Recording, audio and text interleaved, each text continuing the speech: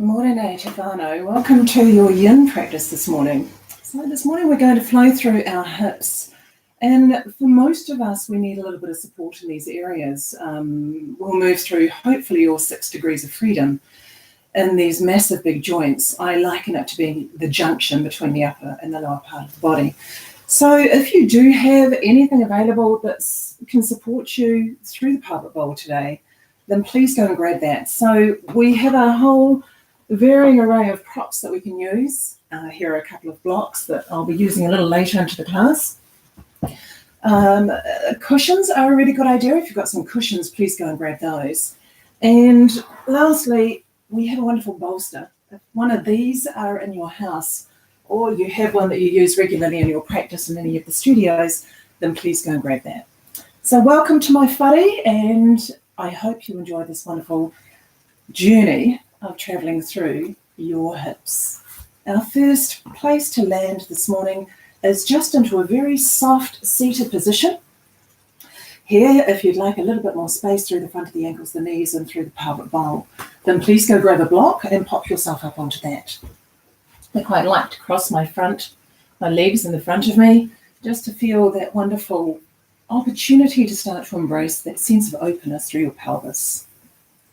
Bring your hands onto any part of your body so you've got that lovely connection with self. And then find a place where you're comfortable to either look at one place, one pointed awareness. We refer to that as drishti in our yoga practice, and it just keeps you focused.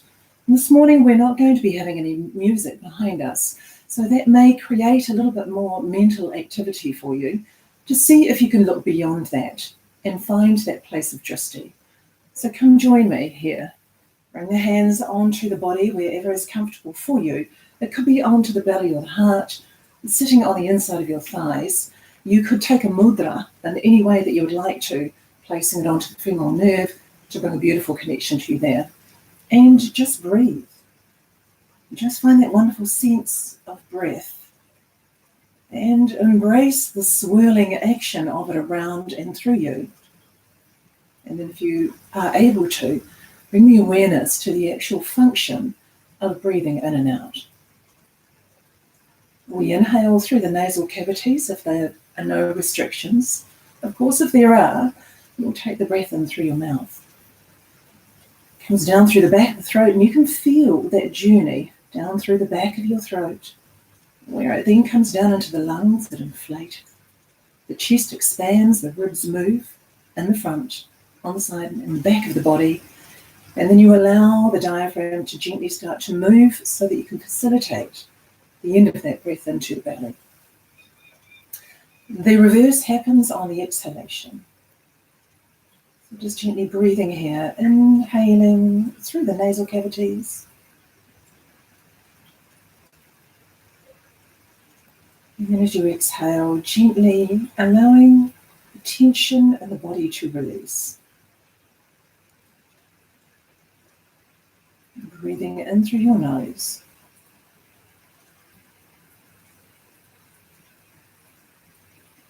And then letting the breath go.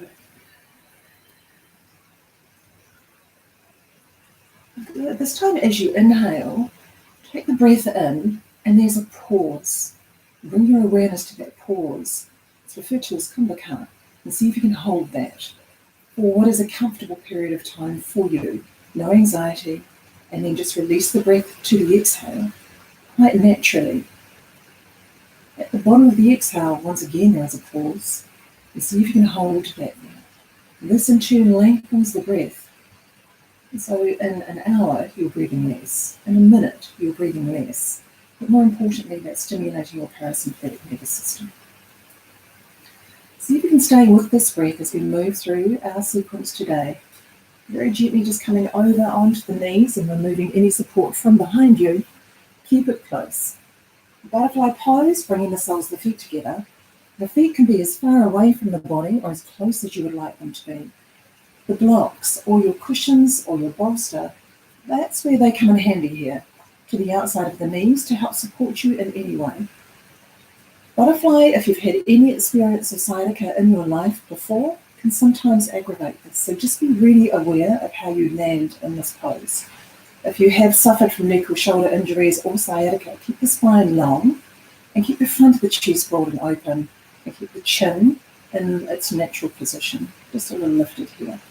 If you've been free of any injuries through any part of Divine Self, then allow yourself to land into the pose by folding forward, perhaps tucking the chin into the chest, and then just landing. Again, if you have any blocks, grab one. You may be able to rest your forehead here. I'm taking time to ensure that we stay for the very best opportunity to find space in this pose. Trying to resist here, and if you are, know that could be an indication that you need some support underneath your outer knees.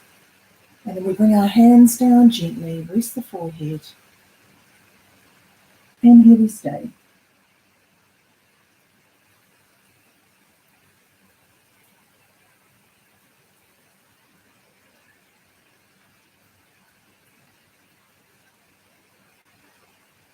When the mind starts to become active, see if you can look beyond that activity and land once again into the breath. Drishti, that one-pointed awareness, and let the sound of your breath be the only thing you place your awareness on. And you can stop that noise in the mind, the busy mind, and it gives us the availability to be able to be the observer of what is unraveling in your body just now. So bring the awareness to your lumbar spine and to the inner thighs, the top of the pelvic rim and the back of the body,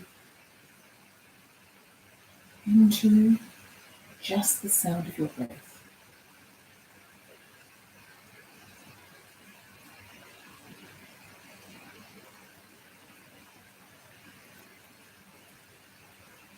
And on what could be a really busy time for you, allow the silence to be the counter pose to life just now. Embrace it, hold it close, don't fear silence, and let it land with you and around you in these poses. Ironically, in my normal busy life, I crave for silence. And sometimes when it lands, I struggle a little bit with that, and you maybe too. So just look beyond that, know that you are safe. You're just about Jhana and butterfly. Stay for just a little bit longer. You're amazing. Very slowly, come on up, bringing your hands in towards the pelvic bone. I'm just going to switch over onto the side of my mat so you can observe what is going to occur next. We'll start to open up through the inner thigh by inviting your right leg to open up to the right side of your mat in the room. Now here, you may need some support still underneath your left knee, just to take the strain that may land for you on the inside of the thigh here. And similarly on this side, you may need to just draw this heel in a little bit more towards the front of the body. You may be able to open it out to the side of the body. It may need support underneath the knee or micro bending here. So we're not wanting to internally rotate this joint or this limb. We want to keep it nice and open to the pose. Once again, you may have a cushion, a bolster, or another block available, just to allow yourself to come into half butterfly as you land into the forearms or wherever is comfortable for you.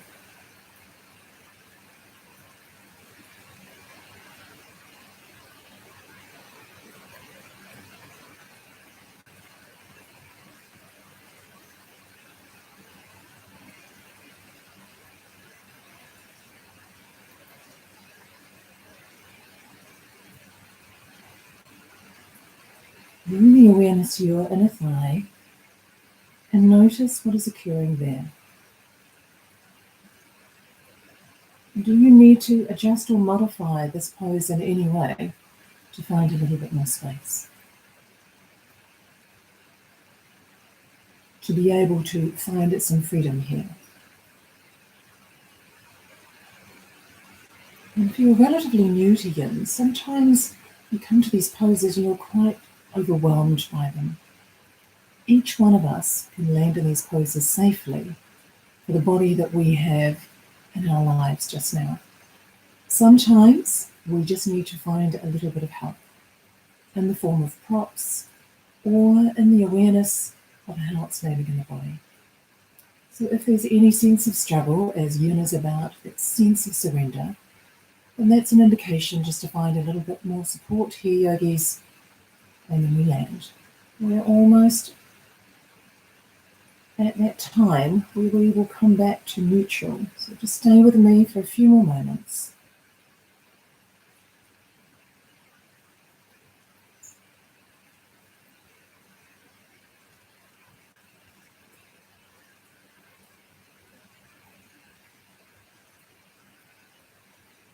Alright, very slowly bring the hands back in towards the pelvis and moving slowly in and out of these poses, just as important as being in them themselves. Bring your right foot back in to cross in the front of your left shin. So Shukrasana, cross legs. Good. And then from here, just allow yourself to fold forward. And we just notice that I'm lengthening my right and left shoulder towards the front of the room, or in my case, the side of the room, just to lengthen out of the side waist and the hips. And the awareness to what is occurring in your right hip here. And notice the difference between the right and left side. Again, if you need support in Shukrasana, in this pose underneath the knees, you would have placed that there. Come on back up again. Come back up into butterfly pose, soles of the feet together. We need to go do the second side, left leg to the side of the room, yogis. There you go. Find some support under the right knee if you need it. Good. Just be aware if there's been any sciatica or neck and shoulder injuries in your life. Carry those with you with the awareness of landing more with an erect spine and with the chin lifted. Those of us that have the freedom in the body to land a little deeper here, then similarly you'll go there. So we adjust or modify the practice for your own individual needs. And here we will stay.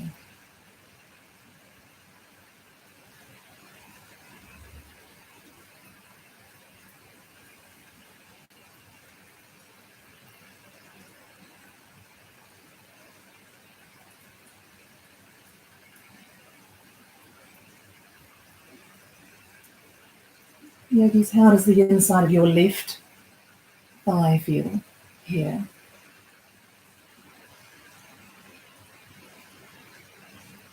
Is there a little bit more freedom, awareness and acceptance than there was on the right?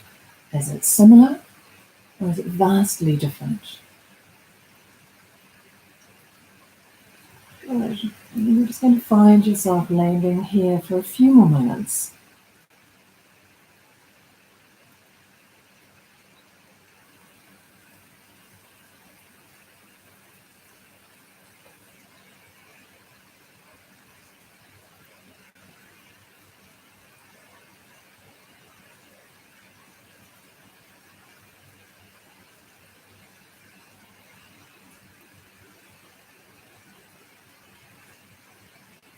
We're just warming up nicely through the pelvic bowl. We've got a lovely extension going on.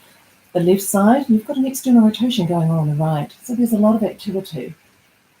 Take your time. Be supported. Most of all, be kind.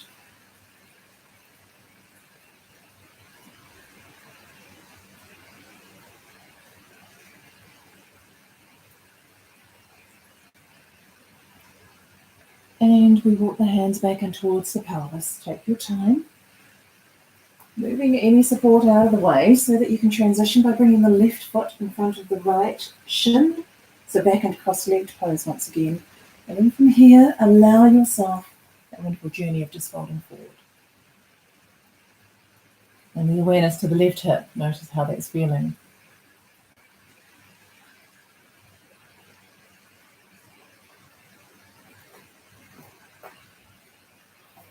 And see if you can just invite a little bit more weight into the back of the pelvic bowl, it's quite difficult to measure and find the balance between folding forward and still keeping the sit bones and the pelvis heavily grounded into the earth, so letting gravity draw that down.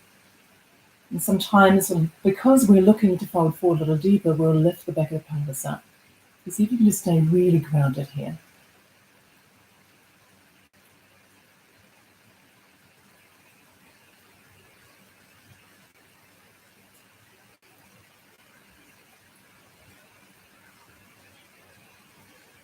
Alrighty, come on up once again. So these last 3 places that we've landed has been an introduction for us to go a little further into a deeper pose of straddle. This pose is a challenge for almost everybody, but it can be a wonderful place that we can land in softness and embrace with the support of our yoga props. Once again, make this the best experience for your body. As we sit, we are now going to draw both legs out to the side of the body into a full straddle, right side and the left. And then here we're going to notice whether we need some support beginning. If you need to, you can pop a little cushion underneath the buttocks, especially if you suffer from sciatica, so this can aggravate. Once again, if that is in your life, take care here. We'll elevate the hips a little bit here, and that'll just take care of the lower back. Hold it on for you. Similarly, the inner thighs can be really tight and the back of the knees as well. You feel free to support these any way that you would like to, with cushions or with blocks. In our home practice, it's really about finding anything that will work for you. I actually went around and found different things that we could support ourselves in, including a random box of tarot cards. So whatever you have available, go find that. And then allow yourself this wonderful journey, including using your bolster. And the bolster can be on an angle where you're going to rest your forehead into.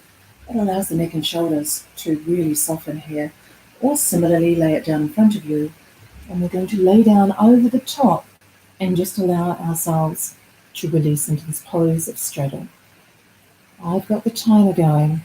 We'll only be here for as long as we need to be. This is the place where you find the mind may become really active. So look beyond the activity, yogis. Settle into the sound of your own breath and let that be the most interesting place that you land, your drishti, your one-pointed awareness, on. With every inhalation, you'll feel the body expand and open. It gently moves, the shape changes. And then when you exhale, can you just release a little bit more here? Breathe in, feel that breath land. Good, and then breathing out, just softening down into the pose a little more.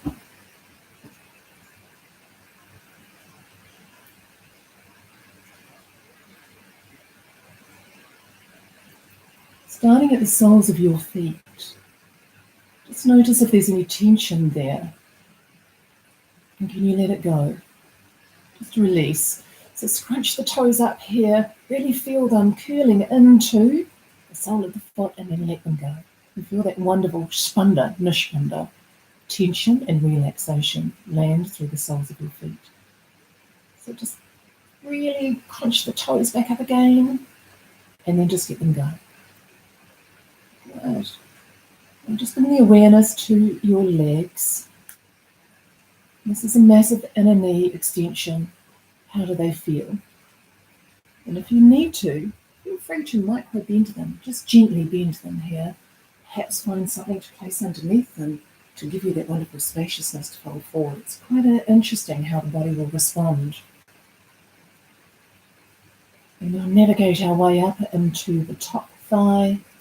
How are the inner thighs feeling? How is this pose landing for you?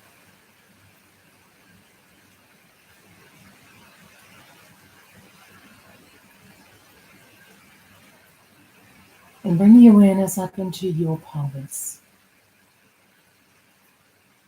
The whole 360-degree. Notice the outside of the hips, the back of the body, the inner pelvic bowl.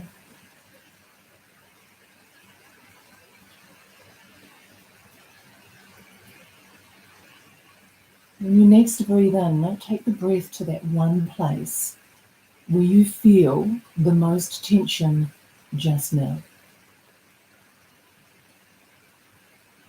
And from there, can you pinpoint it to the exact location, depth? And just let your breath hover around that area to find some space.